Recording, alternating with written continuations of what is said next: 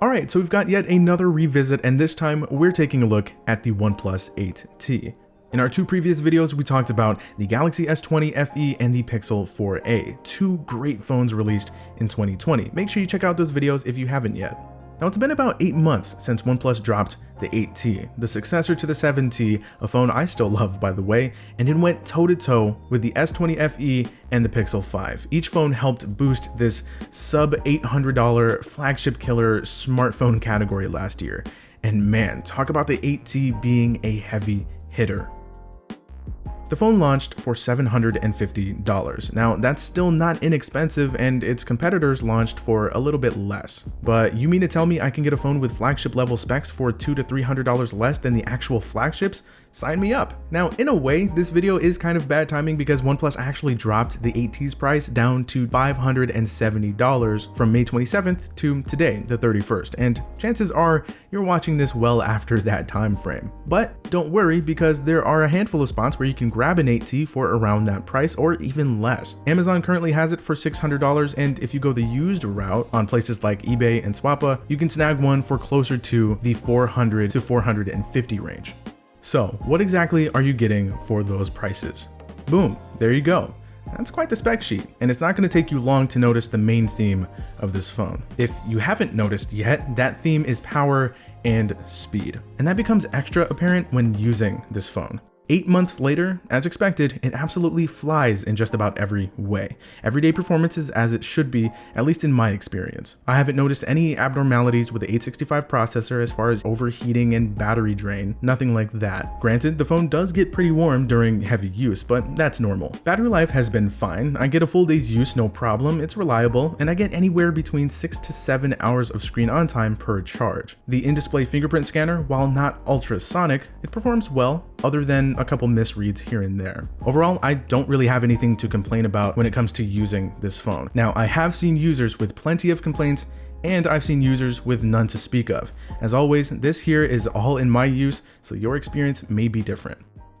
So what stands out most about this phone isn't how quickly I can open and switch between apps. It isn't how smooth the scrolling experience is. While those are great aspects of this phone, a lot of phones provide speed and fluidity. What a lot of phones don't have is 65-watt fast charging. It's pretty crazy how you can plug this phone in with a completely empty battery and juice it up to 100% in well under an hour, and up to over 50% in just 15 minutes with a warp charger. Now, the 8T doesn't have wireless charging, which it definitely should have had, especially with the price this phone launched for. But since it isn't around, you could argue this incredibly fast wired charging kind of makes up for it. And over the past few months, as someone who likes wireless charging because of how convenient it is, I've been fine without it because this is also really convenient. Another thing that really stands out is how well built this phone is. It's a glass and aluminum sandwich that towers over this phone's main competitors in terms of how premium it feels. Pair that with strong, tight haptics, and you've got more than enough to put how the Pixel 5 and S20 FE feel to shame. Now, when it comes to the cameras, if I'm being completely honest, they're good. On their own, what these cameras produce will be just fine for most people. It's when they're so closely compared to what the top dogs have to offer that they start to get labeled not so great. I'll put it like this: if you're looking for the best camera experience in a smartphone, look elsewhere.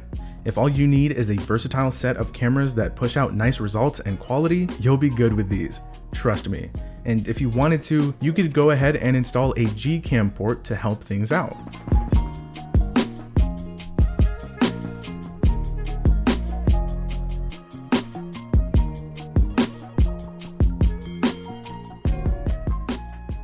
The 8T isn't completely loaded with features like a Galaxy. It isn't super duper simple and straightforward like a Pixel, but it strikes a nice balance between the two. Oxygen OS on top of Android 11 provides a clean UX, but doesn't skimp on features, especially when it comes to the pleasantly customizable stock launcher.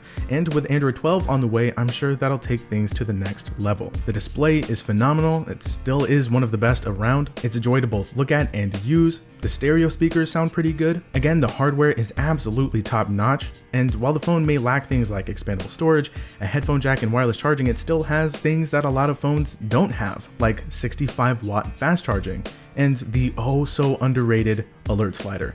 I love this thing, by the way, and I really wish more smartphone manufacturers would implement this in their phones.